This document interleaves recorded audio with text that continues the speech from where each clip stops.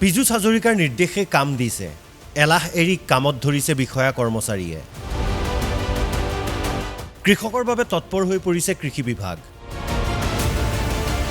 কৃষিমন্ত্ৰী পীযুষ হাজৰিকাৰ কাঢ়া নিৰ্দেশ 9:30 বজাৰ ভিতৰত কাৰ্যালয়ত উপস্থিত হ'ব লাগিব বিষয়া কৰ্মচাৰী কৃষকৰ সমস্যাৰ বুজ লৈ সমাধান কৰিব লাগিব বিভাগৰ আঁচনিসমূহ কৃষকে সময়মতে পাব লাগিব কৃষিমন্ত্ৰীৰ দায়িত্ব লৈ পীযুষ হাজৰিকাই দিয়া কাঢ়া নিৰ্দেশে এতিয়া কামত দিছে সক্ৰিয় হৈছে বিষয়া কৰ্মচাৰী এয়া মঙলদৈৰ জিলা কৃষি বিষয়াৰ কাৰ্যালয় 9:30 বজাত আমাৰ সাংবাদিক গৈ দেখে সকলো বিষয়া কৰ্মচাৰী নিজৰ নিজৰ টেবুলত আমি এইটো ছাৰো যিটো নিৰ্দেশনা দিছে আমি 100% পালন কৰাৰ কাৰণে চেষ্টা কৰিছোঁ আৰু আমাৰ মানুহখিনি মোটামুটি 9:30 আগতে বহুতখিনি আহি যায় তাৰমানে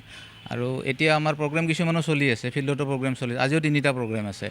পাথৰিঘাটত এটা আছে ডিচি অফিচত এটা আছে খাৰুপেটীয়াত এটা আছে সেনেকৈ গোটেইখিনি মানুহ মিলাই পেলাই আমি কাম কৰি আছোঁ আৰু তেখেতে যিটো নিৰ্দেশনা দিছে যিটো এডভান্স হ'ব দিছে আমাক আমি গোটেইখিনি সেই হিচাপে চেষ্টা কৰি আছোঁ আগতে যিটো সময় আছিল সেই সময়মতে আমাৰ অফিচ খোলা যায়েই কামখিনিৰ কাৰণে কাৰণ আমাৰ বেনিফিচিয়াৰী ৰিলেটেড মানুহবিলাক অফিচত ভৰ্তি হয় ৰাতিপুৱাই আহি পেলাই কোনোৱে ক'লে মন্ত্ৰীৰ নিৰ্দেশ মানিম বিভাগটো আগুৱাই নিম খুব আশা আছে আমি ভাল পাইছোঁ যে আমি পীযুষ হাজৰিকা ছাৰক আমাৰ কৃষিমন্ত্ৰী হিচাপে পাইছোঁ আদৰণিও জনাইছোঁ আৰু আশাও কৰিছোঁ যে তেখেতৰ নেতৃত্বত আমাৰ ডিপাৰ্টমেণ্টটো বহুত আগবাঢ়ি যাব ইতিমধ্যে আমি কাম কৰি আছোঁ আৰু তেখেতৰ সবল নেতৃত্বত আমি আগন্তুক দিনত কৃষি বিভাগটোৱে আৰু অধিক উৎসাহেৰে অধিক ফলপ্ৰসূভাৱে আমি কাম কৰিম বুলি আমি আশা কৰিছোঁ কৃষকৰ বাবে কি কৰি আছে তাকো জনালে মঙলদৈৰ কৃষি বিষয়াই এতিয়া মেইনলি আমাৰ কাম বৰ্তমান চলি আছে আপোনাৰ খেত বেচা অভিযান এটা চলি আছে যেনেকৈ আমি কেনেকৈ সাৰৰ পৰিমাণটো অলপ কমাব পাৰোঁ বা অৰ্গেনিকৰ ক্ষেত্ৰত বা নেশ্যনেল ফাৰ্মিঙৰ ক্ষেত্ৰত কেনেকৈ যাব পাৰোঁ এইটোৰ ওপৰত চলি আছে আৰু কিছু বীজ আমাৰ আহিছে এইখিনি বিতৰণৰ ব্যৱস্থা কৰা হয় লখিমপুৰতো একেই পৰিৱেশ সকলো আহি পালে 9:30 বজাতেই উচ্চবৰ্গ আৰু নিম্ন সহায়কৰ কোঠা আৰু ইতিমধ্যে ইয়াত যিকেইখন আচলতে টেবুল আছে সকলোকেইখন টেবুল ইতিমধ্যে টেবুলত তেওঁলোকে নিৰ্দিষ্ট সময়ত আহি কাম কৰি থকা পৰিলক্ষিত হৈছে আমাৰ এইটো চেলত গোটেইখিনি আহিছে সময়মতে আহিছে গোটেইখিনি খেতিৰ বতৰত কৃষকক সহায় কৰিবলৈ সাজু লখিমপুৰৰ কৃষি বিভাগ তিল খেতিৰ কাৰণে বুদ্ধিটো আহিছে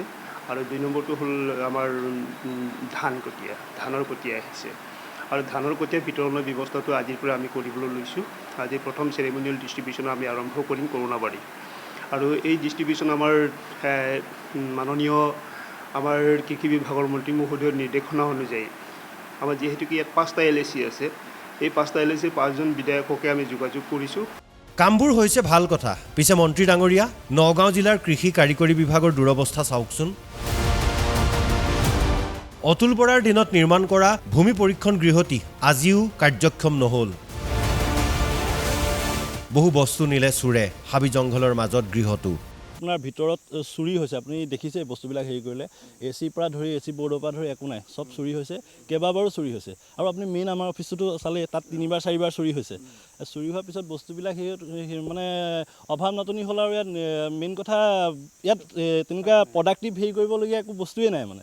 নগাঁৱৰ কৃষকে কৃষি কৰিছে কিন্তু উৎপাদিত ফচলৰ উচিত দাম পোৱা নাই আপুনি যোনটো কথা কৈছে যে আমি নিৰ্ভৰশীল কৃষকৰ ওপৰত কৃষকসকলৰ পৰা যিবিলাক বস্তু কিনে সেইবিলাক শ্ৰমজীৱী দুখীয়া মোৰ নিচিনা মানে একদম অভাৱগ্ৰস্ত মানুহ এজনে বাধ্য হৈ বেচিবলগীয়া হয় যেতিয়া বিশ্বাস কৰক এতিয়া মই আজিৰ তাৰিখত ভেন্দি কেজি 10 টকা বেঙেনা 10 টকা তাৰ ওপৰত বেচিব পৰা নাই আমি 40 টকাত কিনি খাই আছোঁ সেই কথাটো সেই যোনটো সমস্যা মানে এই যোনটো মাজত এটা শ্ৰেণী সোমাই আছে মধ্যভোগী যোনটো মধ্যভোগী আছে নিয়ন্ত্ৰণ কোনে কৰিব কওকচোন ধুবুৰীৰ কৃষি বিভাগো এক্টিভ হৈ গ'ল 9:30 বজা নহয় পুৱা 9 বজাৰ পৰাই কামত ধৰিলে কৃষকক বিতৰণ কৰিলে ধানৰ বীজ এতিয়া আমি ধান বিতৰণ কৰি আছোঁ নেক্সট আমাৰ চিচমাম আহিব আমাৰ ৰাবিচিত আহিব আমি সেইবোৰ বিতৰণ কৰি থাকিম কাৰ্যক্ৰম অনুসাৰে মন্ত্ৰী পীযুষ হাজৰিকাই দায়িত্বভাৰ গ্ৰহণ কৰিছে তেখেতে কৈছে যে ধানৰ বীজ সময়মতে দিব লাগিব কৃষকে সা সুবিধা সময়মতেই পাব লাগিব হয় পাব নিশ্চয় পাব স্থানীয় বিধায়িকা বেবী বেগমে মন্ত্ৰীৰ তৎপৰতাৰ শলাগ লৈ ক'লে ধুবুৰীৰ কৃষকসকল লাভান্বিত হ'ব বুলি আশাবাদী তেওঁ সমস্যাটো আজি প্ৰথম নহয়, আগৰে পৰা আছে, সমস্যা আৰু বাঢ়িছে। গতিকে কথা হৈছে যে সেই সমস্যাবিলাক সমাধান কৰাৰ ক্ষেত্ৰত এগ্ৰিকালচাৰ ডিপাৰ্টমেণ্টৰ যিসকল কৰ্তৃপক্ষ তেখেতসকলকো মই জনাইছোঁ, কিছুদিন আগতো কৈছিলোঁ DO মহোদয়ক, আৰু আমি মন্ত্ৰী মহোদয়ক ডিপাৰ্টমেণ্টকো ক'ম যাতে আমাৰ খেতিয়কসকলে ভালকৈ খেতি কৰি তেখেতসকলে যাতে উপাৰ্জন কৰিব পাৰে, যাতে স্বাৱলম্বী হ'ব পাৰে। হোজাইতো বিধায়ক শিলাদিত্যদেৱৰ উপস্থিতিত কৃষি বিভাগে কৃষকৰ মাজত বিতৰণ কৰে শস্যৰ বীজ। পিছে লক্ষণীয় হ'ব কিমান দিন অব্যাহত থাকে এই কৰ্মতৎপৰতা। Bureau report, Asom live 24।